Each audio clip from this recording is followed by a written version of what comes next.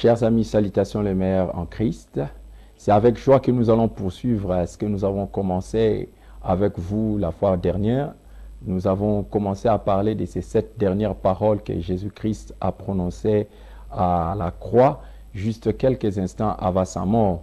Nous avons dit que bien avant qu'il ne puisse nous quitter ici sur cette terre, il a prononcé 7 paroles et que ce sont des paroles très significatives, très importantes, qui nous apportent de nombreuses richesses sur des vérités spirituelles, des doctrines bibliques et des enseignements qui nous transforment et qui nous donnent le chemin tracé par le Sauveur pour l'humanité et qui nous enseignent également un exemple à suivre. Évidemment, ces paroles nous montrent également qui était Jésus-Christ, c'est-à-dire les fils de Dieu, le Sauveur de l'humanité, Dieu lui-même. Alors, la fois dernière, nous avons commencé à parler de cette première parole que nous avons appelée la parole du pardon, quand il avait dit « Père, pardonne-leur car ils ne savent ce qu'ils font ». Et nous avons essayé d'analyser chaque mot que contenait cette parole et nous avons vu combien riches c'était ces mots et cette parole. Mais maintenant vient l'occasion pour nous de toucher la deuxième parole. Je vous rappelle que nous avons dit que ces 7 paroles, nous les qualifions des 7 merveilles de la croix, c'est-à-dire des 7 choses extraordinaires ou des 7 testaments que Jésus-Christ a laissés à l'humanité. Alors aujourd'hui, nous allons toucher la deuxième parole que nous appelons la parole du salut. Et Jésus-Christ, c'est juste quelques instants après d'avoir prononcé cette première parole, la deuxième, il dit ceci: « Je te le dis en vérité, aujourd'hui tu seras avec moi dans le paradis. » Cette parole nous est rapportée dans Luc chapitre 23, les versets 43. En fait, avant d'aller loin, nous devons considérer que cette parole est adressée à une personne particulière et que cette parole est une réponse que Jésus-Christ est en train de donner à un homme particulier que nous allons découvrir tout à l'heure. Mais pour bien comprendre cette parole, donc il sera très intéressant pour nous d'examiner à qui s'adresse cette parole et pourquoi Jésus-Christ dit-il cette parole et qu'est-ce que signifie cette parole dans sa profondeur. Alors, intéressant de savoir qu'il s'agit d'une réponse que Jésus-Christ a adressée à l'un des brigands qui était crucifié avec lui à la croix. Évidemment, l'histoire nous rapporte que Jésus-Christ ne fut pas crucifié seul sur la croix de Golgotha. Il était au milieu de 2 brigands. L'un était à gauche et l'autre était à droite. Mais lorsque nous suivons l'histoire, nous voyons que ces faits n'est pas banal. Le fait qu'il soit mis parmi 2 malfaiteurs n'était pas un fait banal. Vous savez, c'est vrai que pour le méchant de ce monde, quand ils étaient en train de crucifier le Seigneur, quand ils étaient en train de tuer les fils de Dieu, pour eux, tout semblait être si naturel, mais ils oubliaient qu'ils avaient affaire à l'exécution d'un plan qui était déjà arrêté depuis le commencement.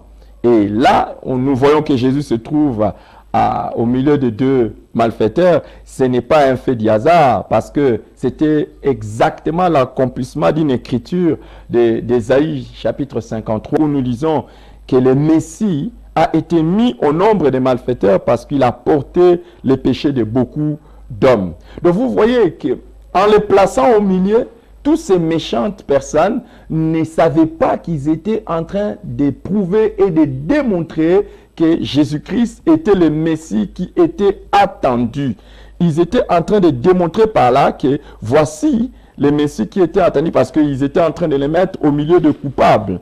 Mais les amis, ici, Christ est en train d'accomplir quelque chose d'extraordinaire, parce que toute sa vie, nous savons qu'on l'avait accusé d'être un ami des gens de mauvaise vie. Et lui, il répondait toujours, ce sont les malades qui ont besoin de médecins. Mais là encore, à la croix, il se met au milieu des pécheurs. La vérité, c'est que Jésus-Christ était en train de prendre la place de coupable, parce que lui n'était pas coupable, mais il se mettait là pour prendre la place de coupable. Il démontrait par là son amour immense, son amour extraordinaire pour l'humanité. Mais c'est vrai, nous l'avons déjà dit et nous devrions encore le dire. Examinons bien cette préoccupation. De quel crime Jésus-Christ était-il accusé? Parce qu'il est mis au nombre de coupables. Il est mis au milieu des malfaiteurs. Était-il lui-même coupable? Non, les amis, nous devons le dire que lui n'était pas coupable. Il n'était pas coupable parce que même, nous l'avons déjà mentionné la fois passée, les gens qui ont prononcé la condamnation de Jésus, ils ont reconnu avant même de le faire qu'il était innocent.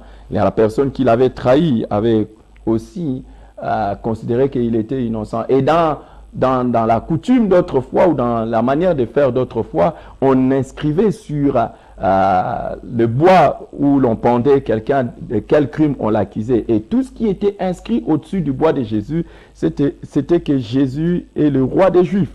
Et extraordinaire de savoir que Pilate, qui a fait exécuter Jésus, a mis cette inscription dans 3 langues différentes. Il a mis cette inscription en latin, comme on nous le dit. Il a mis ça en latin, en hébreu et en grec. Ce n'est pas un fait du hasard, parce que c'était les 3 langues qui étaient parlées à l'époque. Et nous pouvons voir que Dieu n'a rien laissé au hasard au sujet de son Fils. Il était en train de démontrer, parce que l'hébreu, c'était la langue de la religion révélée. Et là, il était en train de montrer que Jésus est le roi. Jésus est le roi au niveau de la religion révélée. Et aussi, nous savons que le latin, c'était la langue de la justice. Il était aussi en train de montrer que Jésus est le roi. Dans ces domaines-là, nous savons aussi que les Grecs étaient la langue de la culture. Et là encore, on est en train de démontrer que Jésus est le roi. Alors, vous voyez, Dieu a laissé que les gens soient en train de crucifier son Fils, mais au même moment, il était en train de témoigner à l'humanité entière, par ces concours de circonstances, qu'il était véritablement le roi que le monde devait attendre. Donc, il n'était pas pécheur, il n'était pas coupable, mais il était mis au nombre des coupables. Mais regardez, mes amis, ce qui est aussi extraordinaire, comme nous l'avons déjà dit, il y avait 2 pécheurs, l'un à gauche et l'autre à droite. Mais Jésus n'a pas adressé la parole à ces 2 pécheurs, parce que l'histoire nous rapporte que ces 2 pécheurs se sont joints à ceux qui étaient aussi en train d'insulter Jésus, à ceux qui étaient en train de se moquer de Jésus-Christ. Mais juste quelques instants avant qu'il ne soit midi, l'un d'eux se tourna pour dire « Souviens-toi de moi quand tu viendras dans ton règne ». Et l'autre, c'est à lui que Jésus va donner la réponse. Le premier a dit, si tu es le sauveur, si tu es le fils du roi, alors sauve-toi toi-même et sauve-nous. Mais l'autre s'est dit, non, souviens-toi de moi quand tu viendras dans ton royaume. Les amis, là, nous allons voir qu'il y a 2 types de pécheurs. Le premier, c'est les pécheurs impénitents, et le deuxième, c'est les pécheurs repentants.